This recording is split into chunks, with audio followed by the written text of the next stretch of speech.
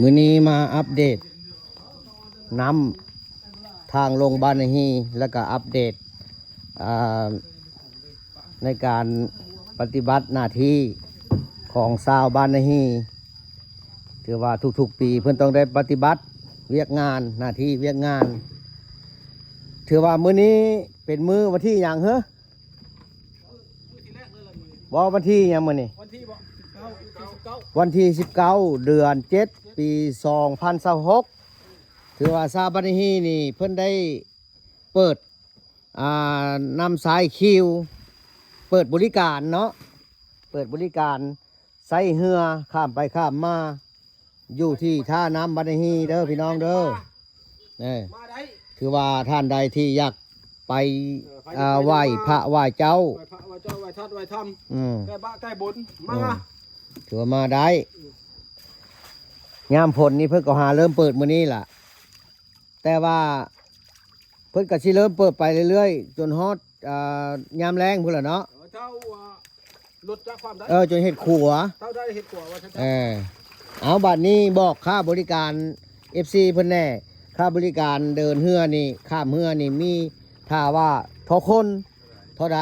จากหมู่ฮู้เพิ่นจะหับเวียกฮะมอนะเพิ่นเป็นผู้ยามมันจะหับเวียกจากในบ้านเพิ่นมอบหมายให้จัก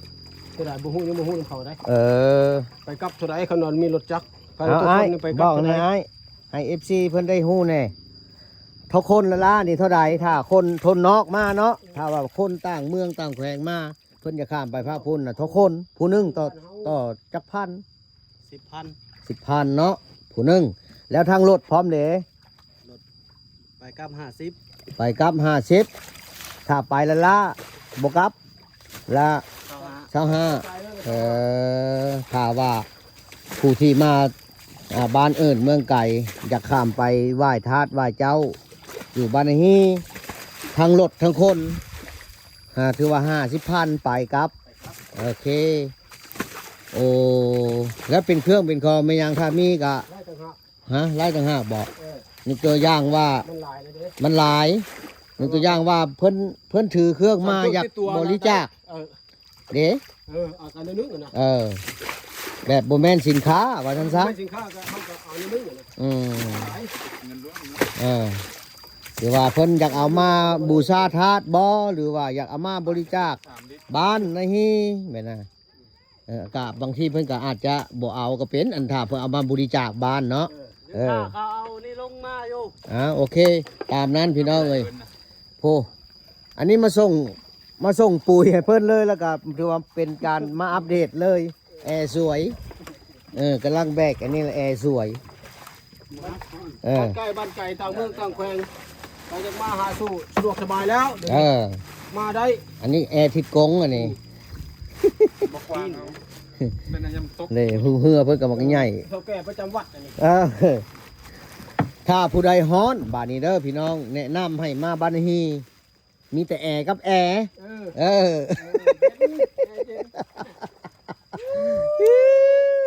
คักบันทายโอเคบ้านนี้สิเบิ่งวิธีสิให้เบิ่งวิธีเอารถจักรเข้าไปบ้านนี่ตอนนี้เพิ่นบ่ได้เฮ็ดแปลนมาเด้อกว่าหาเพิ่นเปิดมื้อแรกแล้วเพิ่นเฮ็ดหยังบ่ทันแต่เพิ่นสิเอาเข้าวิธีใดรถจักรเนาะ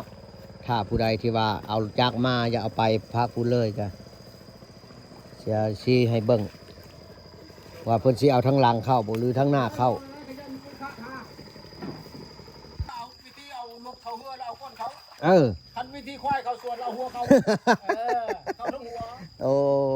เพิ่นมีแนวว้าวนะถ้าว่ารถเขาเฮือเอาก้นเขาเอาคนเข้าคนเด้เอาคนเข้าคนเอาหัวเขา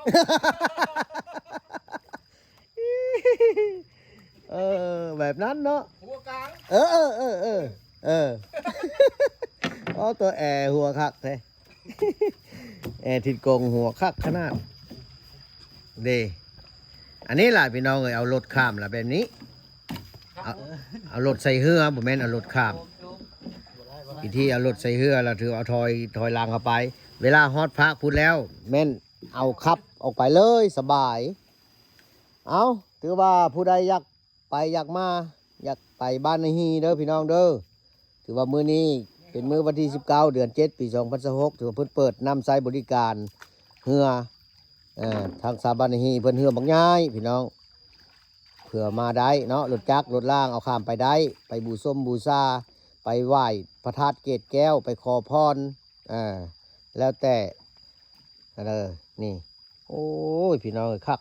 สะดวกสบายเด้อบาทนี้เด้อปีต่อไปนี่บางที่ก็มีครัวก็มีได้เพิ่นได้ยินเพิ่นว่าจะมีโครงการอยู่ได้ครัวนี่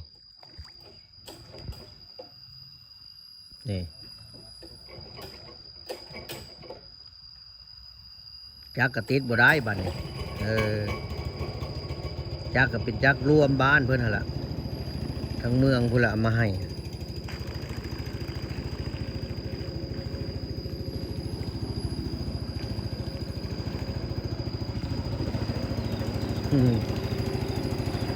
บายบายบายบาย